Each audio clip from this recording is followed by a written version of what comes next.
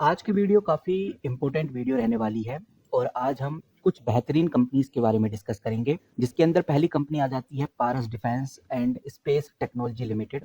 आज ये कंपनी 4% नीचे गिरती हुई नजर आ रही है। तो क्या रीजन है, कौन सी वो खबर निकल के सामने आ रही है 19 जनवरी 2026 के दौरान, उसके ऊपर हम डिस्कस करने वाले हैं। अगली कंपनी है अपोलो माइक्रो सिस्टम। इसमें भी सेम हाल है, लगभग 2% का डाउनफॉल आज आपको देखने को मिला है। तो जानेंगे कि भाई क्या रीजन है, कौन सी खबर निकल के सामने आ रही जो हमें पता होनी चाहिए। अब अगली कंपनी है डाटा पैटर्न।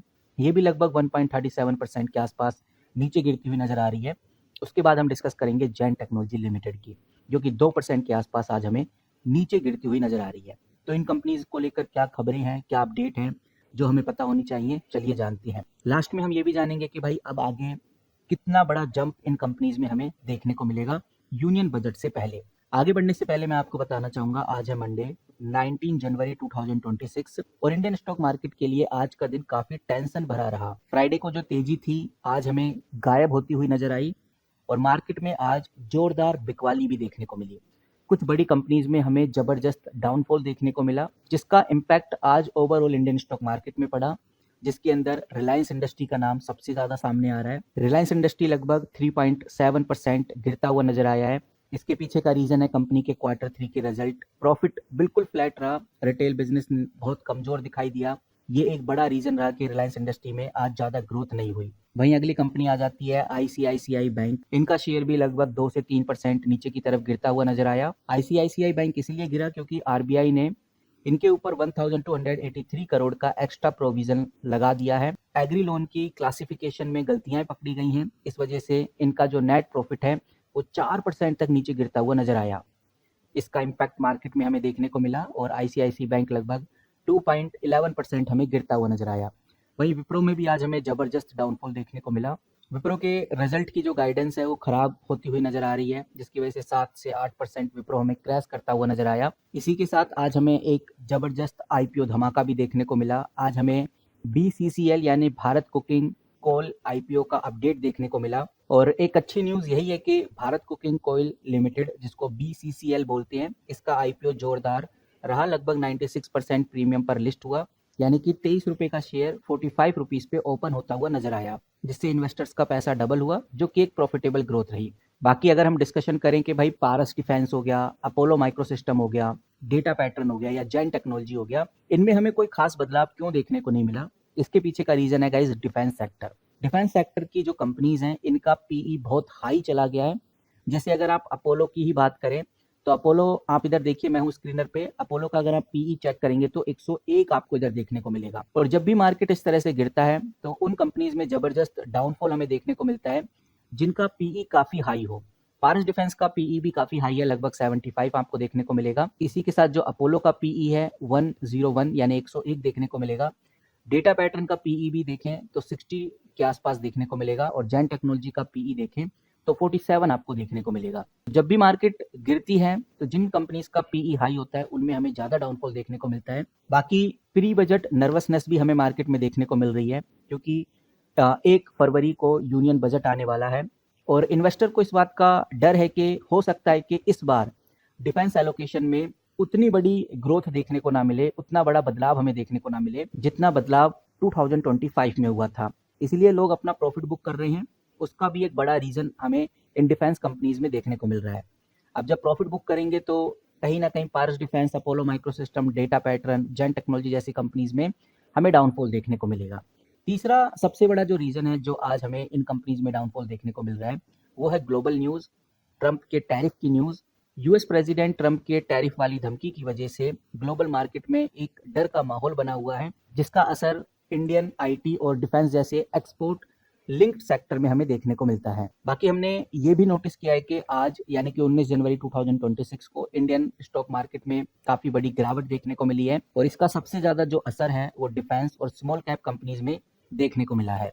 तो इन जो 4 कंपनीज की हम डिस्कशन कर रहे हैं, जिसमें पारस डिफेंस है, अपोलो माइक्रो सिस्टम है, डेटा पैटर्न है, जैन टेक्नोलॉजी है, ये चारों कंपनीज मार्केट के मूड खराब होने की वजह से आज इस तरह के प्रेशर में है। जहां हमने देखा कि रिलायंस इंडस्ट्री 4% गिर गया है, जो काफी बड़ा प्लेयर है। आईसीआईसी बैंक भी लगभग 3% गिर गया। बड़ी कंपनीज में खराब रिजल्ट की वजह से मार्केट सेंटीमेंट बिगड़ते हुए नजर आए। जिसका असर डिफेंस सेक्टर में और बड़े लेवल पे देखने को मिला। बाकी अगर हम इनके सपोर्ट लेवल और रेजिस्टेंस लेवल की बात करें तो सबसे पहले पारस डिफेंस पे आ जाते हैं। जो पारस डिफेंस है वो अप्रोक्स आप देखेंगे तो 658 रुपीज़ पे ट्रेड होता हुआ नजर आ रहा है और इसका जो सपोर्ट लेवल है वो 645 रुपीज़ है, यानी 645 से नीचे पारस डिफेंस नहीं जाने वाला और अगर इससे नीचे जाएगा तो हमें एक पैनिक सेलिंग देखने को मिलेगी। बट ये माना जा रहा है कि भाई 645 के बाद ये कंपनी फिर से बाउंस बैक करेगी और 682 तक जा सकती है। अगर पारस डिफेंस आज हमें बढ़ता हुआ नजर आएगा तो 682 तक ये ऊपर बढ़ सकता है। उसके बाद एक स्ट्रॉन्ग रेजिस्टेंस देखने को मिलेगा, देन फिर से कंपनी नीचे की तरफ आने लगेगी। फिलहाल ये पारस डिफेंस का सपोर्ट और रेजिस्टेंस लेवल है जो हमें ध्यान रखकर चलना है। अगला अगर बात करें अपोलो माइक्रो सिस्टम, तो अपोलो माइक्रो सिस्टम 241 रुपीज़ पे आपको ट्रेड होता हुआ नजर आ रहा है।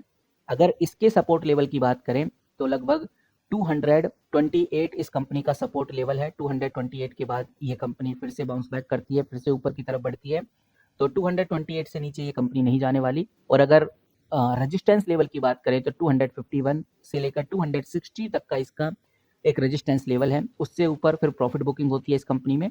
तो फिलहाल इस कंपनी के सपोर्ट और रेजिस्टेंस लेवल्स हमें ध्यान रखकर चलने हैं।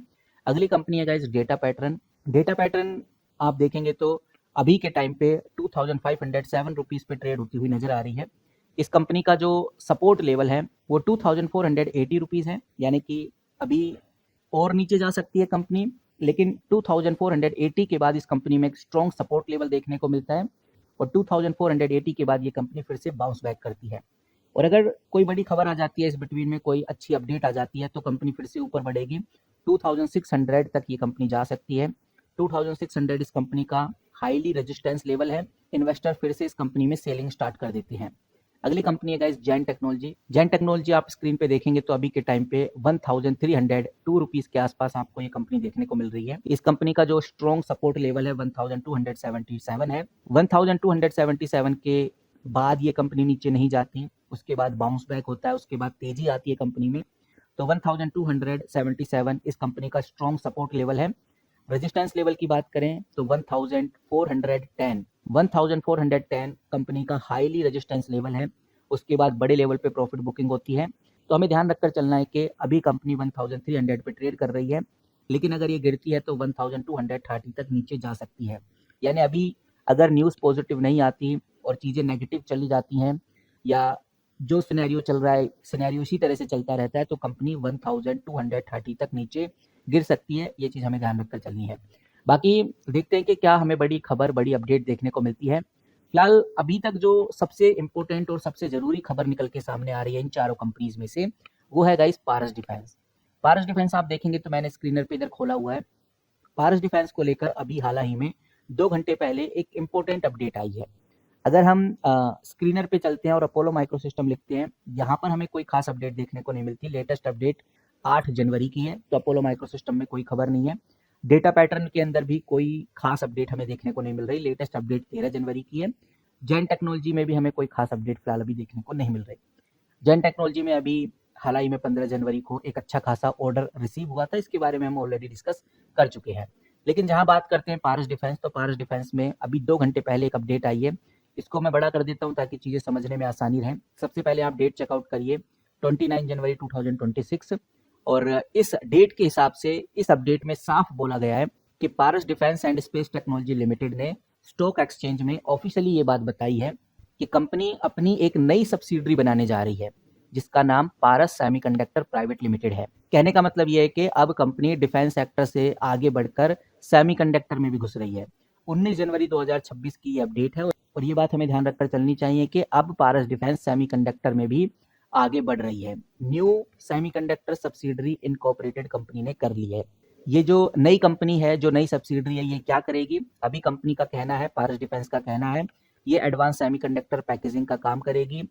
हाइड्रोजनस पैकिंग ये कंपनी कर सकती है, 3D पैकेजिंग ये कंपनी कर सकती है। OSAT बिजनेस यानी outsource semiconductor assembling and testing का काम भी ये कंपनी आगे करने वाली है। फोकस किस चीज पे है? इस सब्सिडरी का फोकस AI यानी आर्टिफिशियल इंटेलिजेंस, HPC यानी हाई परफॉर्मेंस कंप्यूटिंग, नेटवर्किंग और डेटा सेंटर के लिए है। तो अब जैसा मैं सेमीकंडक्टर्स के बारे में आपको बताता रहता हूँ, सेमीकंडक्टर से जुड़ी हुई कंपनीज के बारे में आपके साथ डिस्कशन करता रहता हूँ, तो कल को अगर पारस डिफेंस को लेकर कोई सेमीकंडक्टर खबर आती है तो यहाँ पर बिल्कुल भी हैरान होने वाली बात नहीं है, क्योंकि अब हमें समझ में आ चुका है कि पारस डिफेंस में ही नहीं, अब ये सेमीकंडक्टर में भी अपना बोलबाला रखने वाली है। फिलहाल यही कुछ मेजर अपडेट थी। आई होप आपको वीडियो पसंद आई होगी। जैसे कोई बड़ी अपडेट, बड़ी खबर आती है इन डिफेंस कंपनीज को लेकर, सेमीकंडक्टर कंपनीज को लेकर, तो सबसे पहले आपके साथ शेयर करूंगा। मिलते हैं किसी नए वीडियो के साथ, तब तक के लिए take care and good bye.